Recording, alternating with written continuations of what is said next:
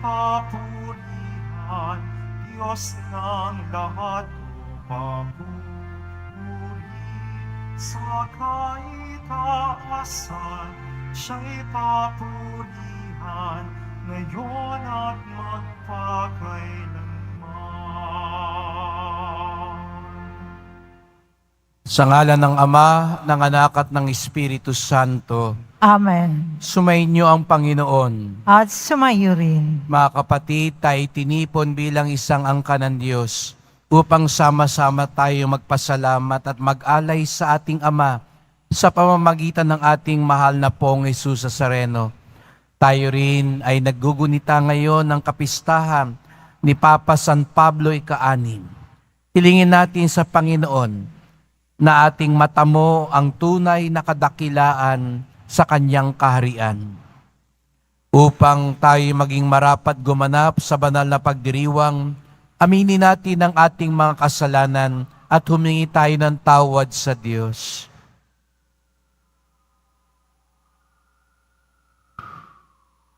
Sinugong tagapagpagaling sa mga nagsisisi, Panginoon, kaawaan mo kami. Panginoon, kawaan mo kami. Dumating na tagapag-anyayang mga makasalanan ay magsisi, Kristo, kaawaan mo kami. Kristo, kawaan mo kami. Nakaluklok ka sa kanan ng Diyos Ama para ipamagitan kami. Panginoon, kaawaan mo kami. Panginoon, kawaan mo kami. Kawan tayo ng makapangyarihan Diyos, patawarin tayo sa ating mga kasalanan at patnubayan tayo sa buhay na walang hanggan. Amen. Manalangin tayo.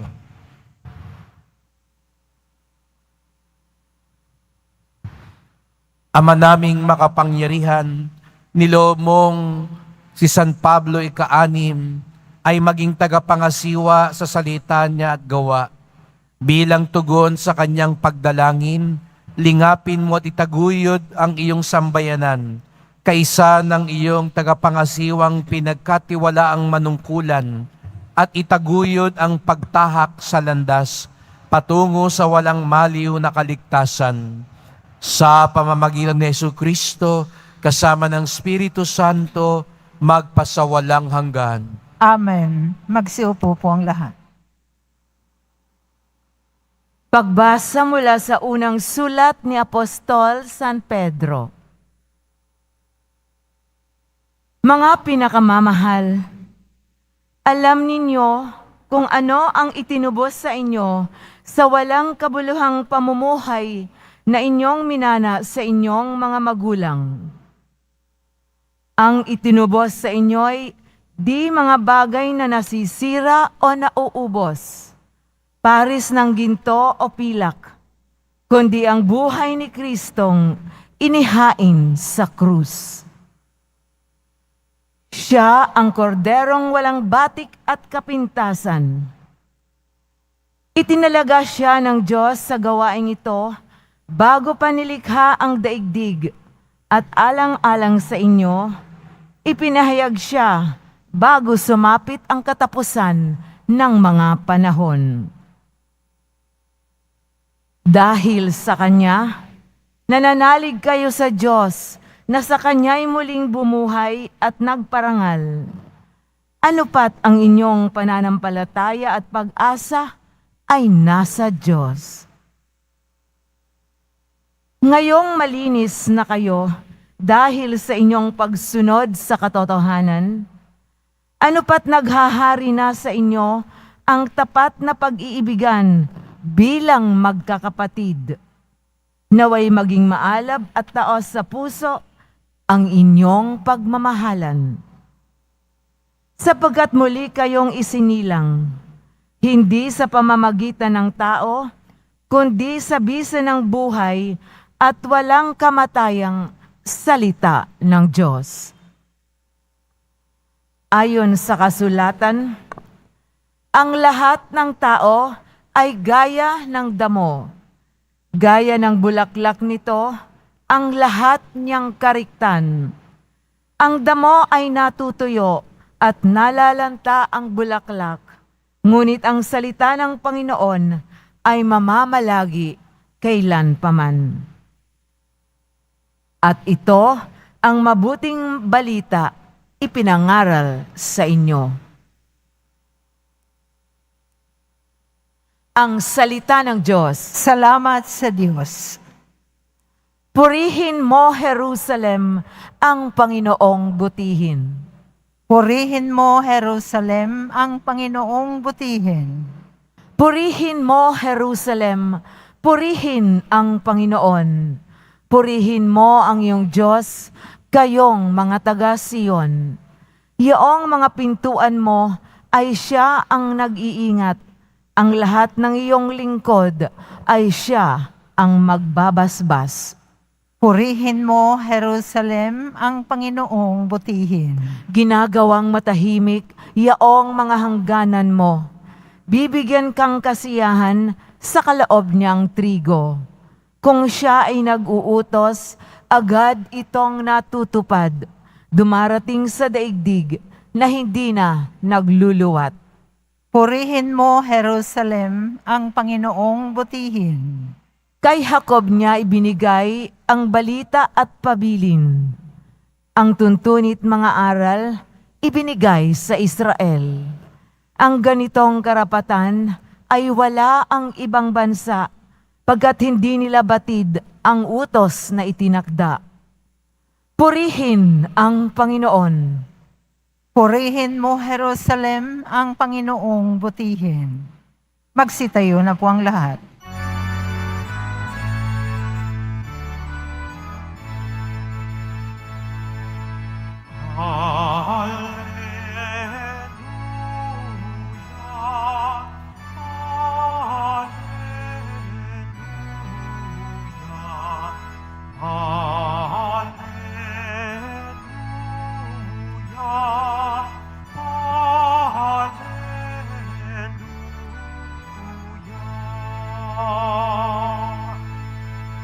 Anak ng tao'y dumating upang saninihain lingkod ang lubos natin. Hallelujah.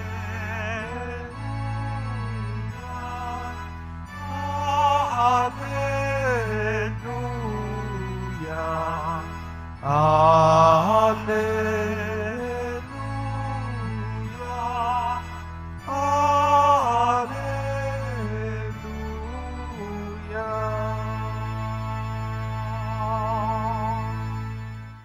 Sumainyo ang Panginoon. At sumayo rin. Ang pagpapahayag ng mabuting balita ng Panginoon ayon kay San Marcos. Papuri sa iyo, Panginoon. Noong panahong iyon, nasa daan ng mga alagad patungong Jerusalem. Nauuna sa kanila si Jesus. Nangangamba ang mga alagad at natatakot naman ang mga taong sumusunod sa Kanya. Ibinukod ni Jesus ang 12 at sinabi ang mangyayari sa Kanya. Wika niya, "Ngayoy, paahon tayo sa Jerusalem. Ang anak ng tao ay ipagkakanulo sa mga punong saserdote at sa mga eskriba. Kanilang hahatulan siya ng kamatayan at ibibigay sa mga hintil. Siya'y tutuyain nila, luluran, hahagupitin at papatayin. Ngunit muli siyang mabubuhay pagkaraan ng 3 araw." Lumapit kay Jesus sina Santiago at Juan, na mga anak ni Zebedeo, at ang sabi, "Guro, may hihilingin po sana kami sa inyo." "Ano iyon?" tanong ni Jesus. Sumagot sila, "Sana'y makaupo kami katabi ninyo sa inyong kaharian, isa sa kanan at isa sa kaliwa. Hindi ninyo nalalaman ang inyong inihingi," sabi ni Jesus sa kanila. "Mababata ba ninyo ang hirap na babatahin ko? Pabibinyag ba kayo sa binyag na daranasin ko?" "Opo," tugon nila. Sinabi ni Jesus, "Ang hirap na babatahin ko'y babatahin nga ninyo, at kayo'y bibinyagan sa binyag na daranasin ko. Ngunit wala sa akin ang pagpapasya kung sino ang maupo sa aking kanan at sa aking kaliwa. Ang mga luklukang sinasabi ninyo'y para sa mga pinaghandaan. Nang marinig ito ng 10 alagad, nagalit sila sa magkapatid. Kaya't pinalapit sila ni Jesus at sinabi, "Alam ninyo na ang itinuturing na pinuno ng mga hintil ay siyang pinapanginoon at ang mga dinadakila ay siyang nasusunod. Ngunit hindi ganyan ang dapat umiral sa inyo. Sa halip, ang sino man sa inyo ang ibig maging dakila ay dapat maging lingkod. At sino mang ibig maging pinuno ay dapat maging alipin ng lahat. Sapagat ang anak ng tao ay naparito hindi upang paglingkuran, kundi upang maglingkod at ibigay ang kanyang buhay sa ikatutubos ng marami."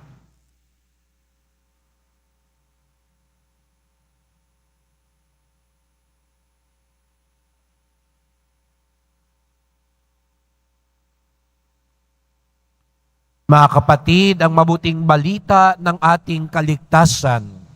Pinupuri ka namin, Panginoong Heso Kristo. Magsiupo po ang lahat. Magandang umaga po sa inyong lahat at maligayang pagdating sa tahanan ng ating mahal na pong Jesus Nazareno. Binabati at pinagdarasal din natin ang mga nasa online, lalo na po mga may sakit, nag-aalaga sa may sakit, mga kababayan, kadeboto natin mula sa iba't ibang panig ng bansa, daigdig, na nais sumama sa misa dito sa Quiapo, sa Basilica Minor at Pambansang Dambana ni Jesus Nazareno. Kaya nang sabi ko po kanina, ngayon ay pinagdiriwang natin ang kapistahan ni Papa San Pablo ika-6. Siguro nga po sa nakakarami sa atin, para siyang naging anino ng kanyang naging kahalili na mas kilala at mas tumimo sa puso ng nakakarami na si Papa San Juan Pablo ika-2. Ngunit kung tutusin, si Papa San Pablo ika-6 ang maraming unang ginawa para sa simbahan. Sa katunayan, siya po ang unang Santo Papa na dumalaw dito sa atin sa Pilipinas. Siya talaga ang unang Santo Papa na umikot sa mundo, lumabas mula sa Vatikano, sa simbahan lang doon sa Roma, at pumunta sa maraming lugar. Yun nga lang, dahil mas mahaba ang naging panahon ni Papa Juan Pablo ika-2, siya yung mas maraming napuntahan at mas madalas, gaya din sa Pilipinas, na 2 beses tayong napuntahan ni Papa San Juan Pablo ika-2. Ngunit si Papa San Pablo ika-6 ay nataguriang pinuno na hindi naintindihan ng maraming tao. Para sa iba, siya'y napakamakabago. Sa kanyang panunungkulan, naganap ang mga pagbabago sa liturhiya. Yung mga nakakatanda dito, kung naalala po ninyo, noon ay nakatalikod ang pari. Sa salitang Latin, ang halos buong misa. Kay Papa Pablo ika-6, naganap yung mga pagbabago. Humarap ang pari, mas marami na ang paggamit sa wika ng mga tao, at iba-iba pang mga pagbabago. Kaya nga siya'y nataguri ang masyadong makabago.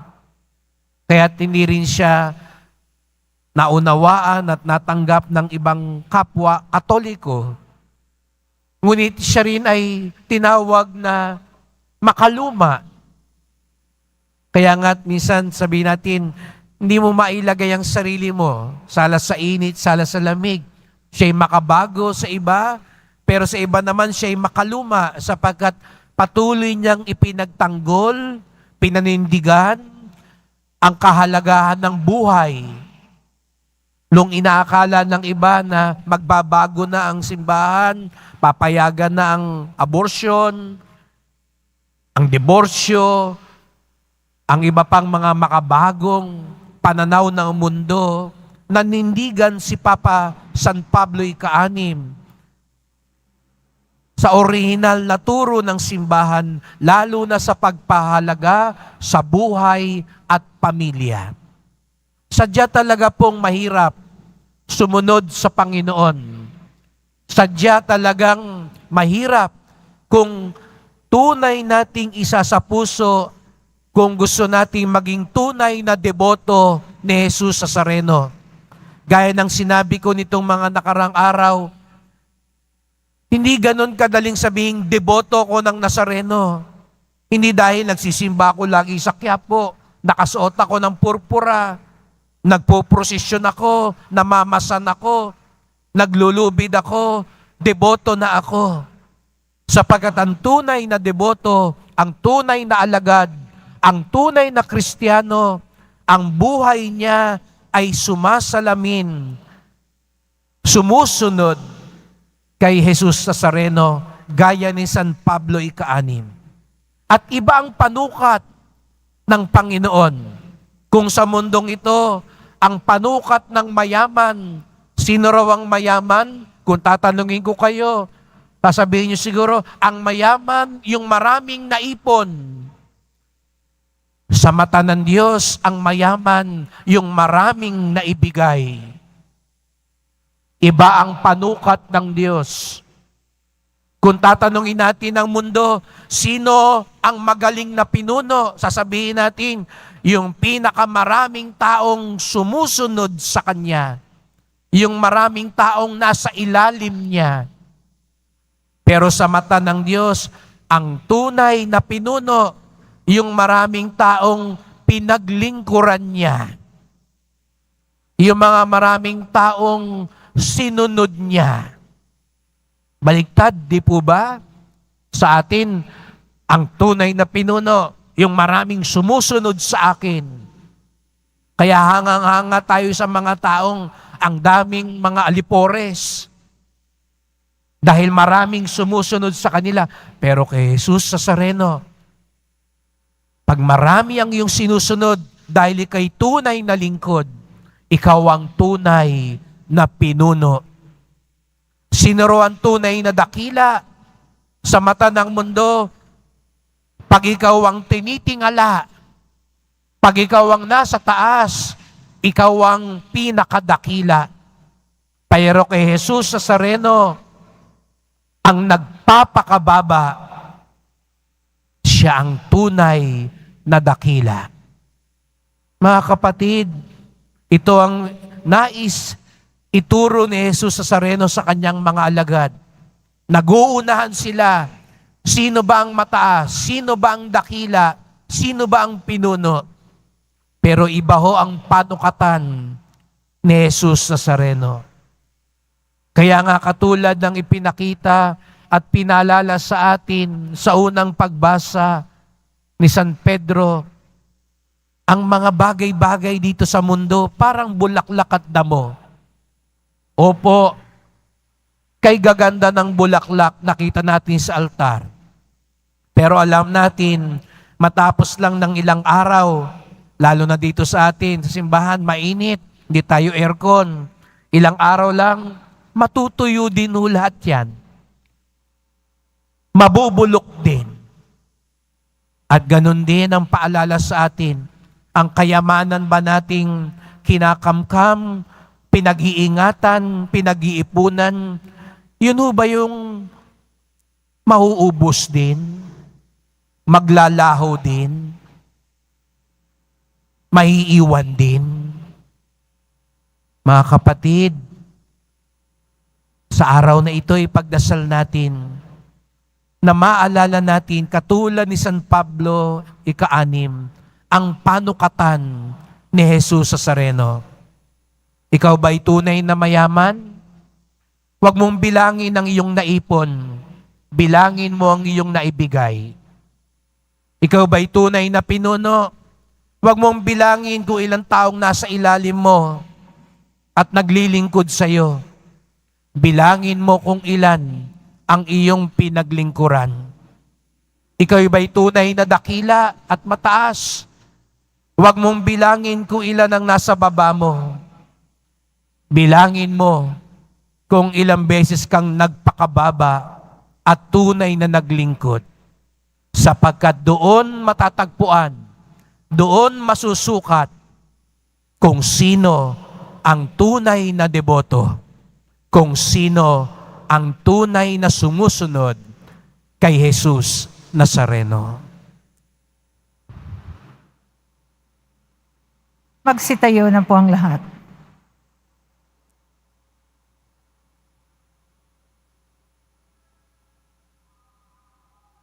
Minamahal ko mga kapatid, ipinahayag ni Kristo ang ating Panginoon ang kanyang mapagligtas na kamatayan at muling pagkabuhay. Sa pamamagitan niya, ang mapagpakasakit na lingkod. Ilahad natin sa amang mahabagi ng ating mga panalangin ang ating tugon. Gawin mo kaming mga tunay na lingkod, O Panginoon. Gawin mo kaming mga tunay na lingkod, O Panginoon. Ang mga pinuno ng simbahan naway maging tunay na mga lingkod na kumikilos na mayroong malasakit na tulad ng ipinakita ni Kristo sa kanyang mga tagasunod. Manalangin tayo sa Panginoon. Gawin mo kaming mga tunay na lingkod, O Panginoon. Ang mga pinuno ng mga gobyerno naway gamitin nila ang kanilang katungkulan para sa kabutihan ng kanilang pinamamahalaan at iwasan ang away at kawalang tiwala. Manalangin tayo sa Panginoon. Gawin mo kaming tunay na lingkod, O Panginoon. Ating lahat nawang mapagtanto na ang tagumpay sa mata ng Diyos ay hindi nasusukat sa mga panuntunan ng mundo, kundi sa paggalang na binibigay natin sa ating kapwa. Manalangin tayo sa Panginoon. Gawin mo kaming mga tunay na lingkod, O Panginoon. Ang mga may sakit, naway kanilang maunawaan na nagiging isang dakilang biyaya ang paghihirap nila kapag iniugnay sa paghihirap ni Kristo. Manalangin tayo sa Panginoon. Gawin mo kaming mga tunay na lingkod, O Panginoon. Patuloy nating ipagdasal ang ating bayan, lalo na sa mga panahon ngayon na nanganganib ang kasagraduhan ng kasal, ng buhay mag-asawa. Pagdasal natin maliwanagan ang ating mga pinuno at mga kinatawan upang tunay tayong makasunod kay Jesus Nazareno na nagsabing ang pinagsama ng Diyos ay huwag paghiwalayin ng tao. Idulog din natin sa Panginoon ng iba pa nating kahilingan.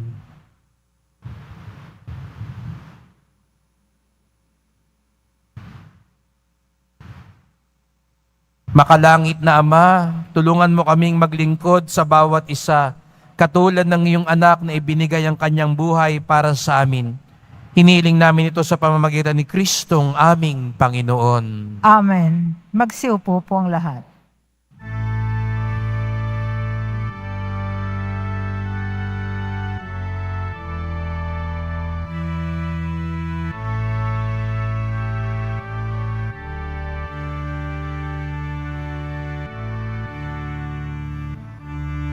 Aming alay sa iyo, Panginoon. Ang tinapay at alak na iyong kaloob upang gunitain ang iyong buhay na inialay nang tayo'y magdiwang bilang isa sa bayanan.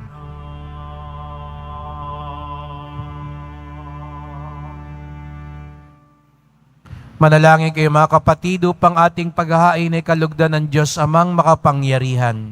Tanggapin nawa ng Panginoon itong paghahain sa iyong mga kamay, sa kapurihan niya at karangalan sa ating kapakinabangan at sa buong sambayanan niyang banal. Ama naming lumikha, sa paghahain ngayon, ginugunitan ng iyong mga banal, umaasa kami na sa iyong pagtangkilik, ang kasalukuyan at darating na kasamaan ay aming maiwaksi sa pamamagitan ni Jesucristo, kasama ng Espiritu Santo, magpasawalang hanggan. Amen.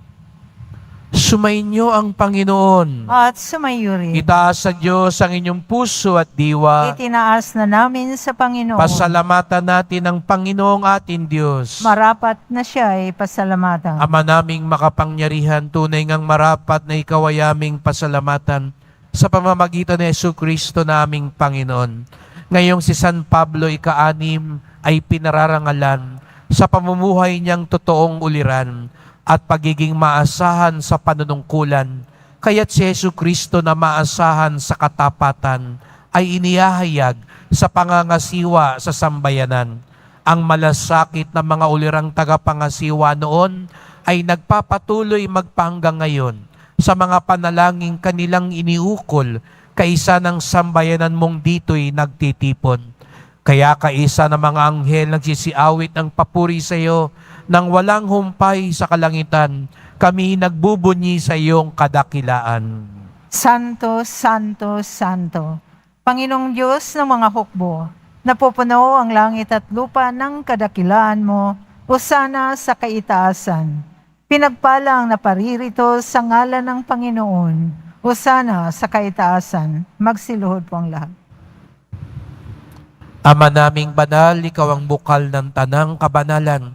Kaya't sa pamamagitan ng iyong Espiritu, gawin mong banal ang mga kaloob na ito, upang para sa amin maging katawan at dugo ng aming Panginoong Jesucristo.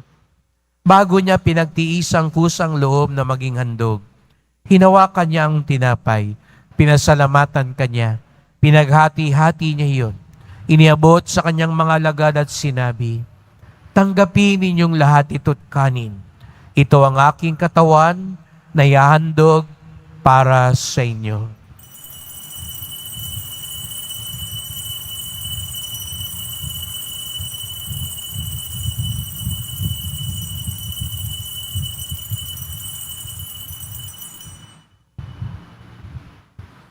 Gayuni naman ang matapos sa ngapuna, ninawakan niya ang kalis. Muli kanyang pinasalamatan. Iniabot niya ang kalis sa kanyang mga lagad at sinabi, "Tanggapin ninyong lahat ito't inumin. Ito ang kalis ng aking dugo, ng bago't walang hanggang tipan. Ang aking dugo na ibubuhos para sa inyo't para sa lahat, sa kapagpapatawad ng mga kasalanan. Gawin niyo ito sa pag-alala sa akin."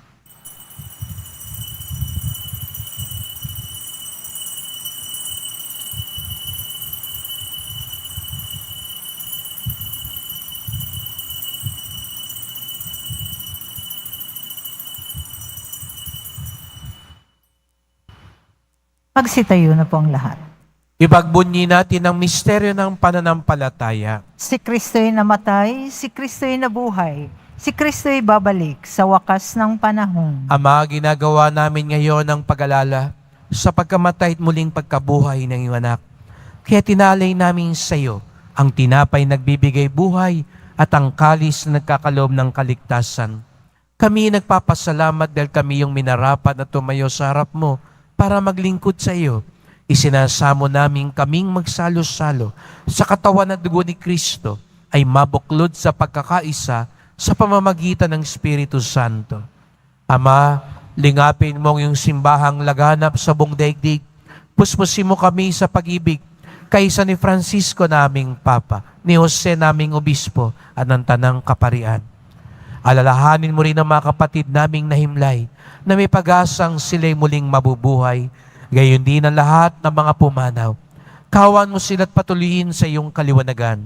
Kawan pagindapating kaming lahat na makasalo sa iyong buhay na walang wakas, kaisa ng mahal na Birheng Maria, Ina ng Diyos, ng kabiyak niyang pusong si San Jose, na mga apostol, ni San Juan Bautista at lahat ng mga banal na namuhay dito sa daigdig ng kalugod-lugod sa iyo. may pagdiwang nawa namin ng pagpupuri sa ikararangal mo sa pamamagitan ng iyong anak na aming Panginoong Jesucristo. Sa pamamagitan ni Kristo, kasama niya at sa Kanya, ang lahat ng parangal at papuri ay sa iyo, Diyos Amang makapangyarihan, kasama ng Espiritu Santo, magpasawalang hanggan. Amen. Buong galang at pag-ibig tayo ngayon tumawag sa ating Ama sa Langit. Ama namin, Sumasalangit ka, sambahin ang ngalan mo, mapasa amin ang kaharian mo, sundin ang loob mo dito sa lupa para nang sa langit. Bigyan mo kami ngayon ng aming kakanin sa araw-araw, at patawarin mo kami sa aming mga sala, para nang pagpapatawad namin sa nagkakasala sa amin.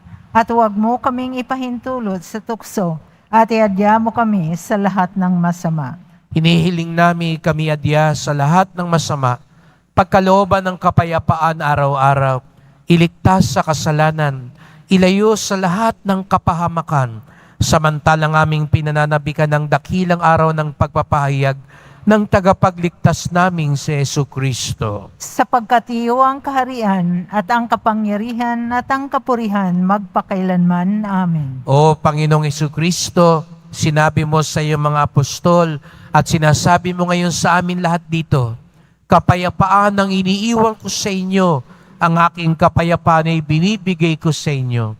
Tunghayan niyo pong aming pananampalataya, wag pong aming mga kasalanan. Patawad po kung tinatawag naming kami deboto, kami mga Kristiyano, pero hindi kami sumusunod sa iyong kalooban. Iba ang aming panukatan sa buhay. Linisin niyo po kami, Panginoon. Pagkalooban niyo po kami ng kapayapaan at pagkakaisa ayon sa iyong kalooban, kasama ng Espiritu Santo, magpasawalang hanggan. Amen. Ang kapayapaan ng Panginoon ay laging sumainyo. At sumayo rin. Magbigayan tayo ng kapayapaan ni Kristo sa isa't isa. Kordero ng Diyos na nag-aalis ng mga kasalanan ng sanlibutan, maawa ka sa amin. Kordero ng Diyos na nag-aalis ng mga kasalanan ng sanlibutan, maawa ka sa amin. Kordero ng Diyos na nag-aalis ng mga kasalanan ng sanlibutan, ipagkaloob mo sa amin ang kapayapaan. Magsiluhod po ang lahat. Narito ang ating Panginoong Jesucristo, ang ating tunay na panukatan, ang tunay na dakila. Ang kordero ng Diyos nag-aalis ng mga kasalanan ng sanlibutan, mapapalad ang inaanyayahan sa kanyang piging. Panginoon, hindi ako karapat-dapat na magpatuloy sa iyo, ngunit sa isang salita mo lamang ay gagaling na ako.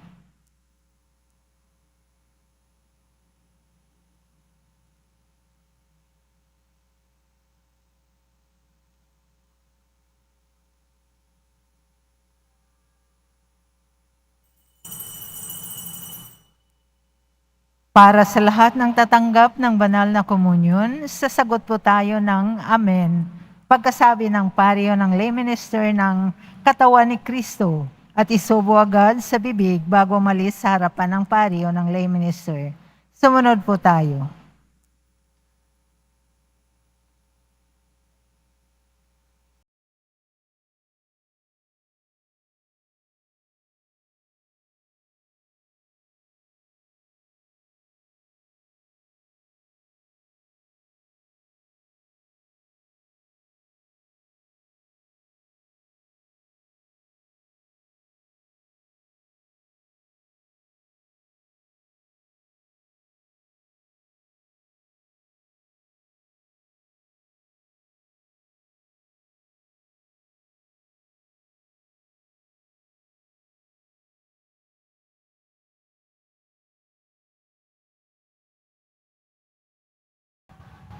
Manalangin tayo.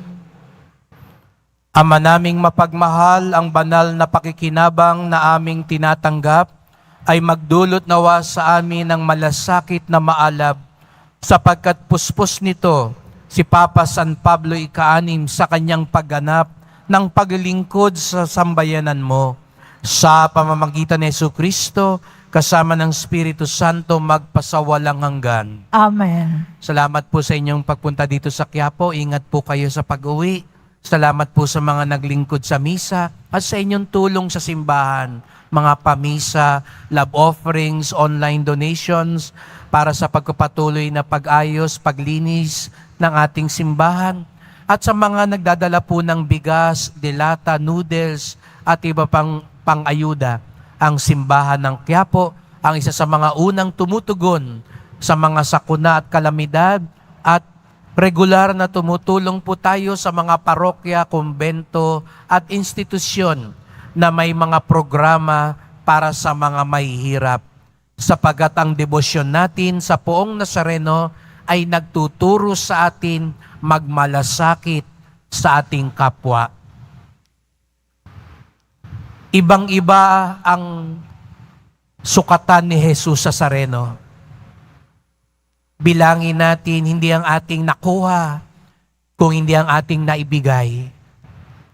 Hindi ang nasa ilalim natin, kundi ang mga pinaglilingkuran natin.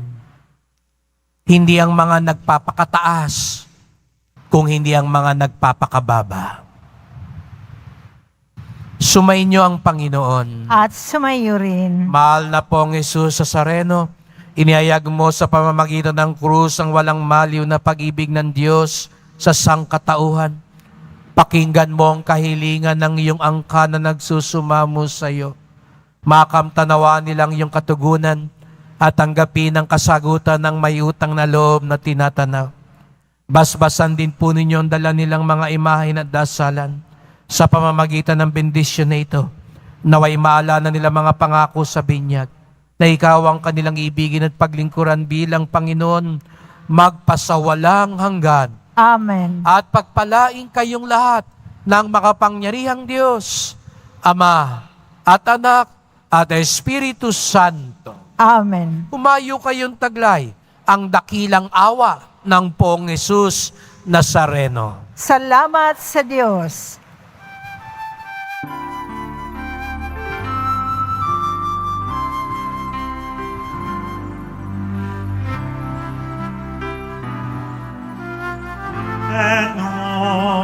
Sinasamba ka namin, inininduho ka namin, para aming buhay at kaligtasan. Nuestro Padre Jesus Nazareno, iligtas mo kami sa kasalanan. Ang krus mong pinamatayan ay sagisang ng aming kaligtasan. Nuestro Padre Jesus Nazareno,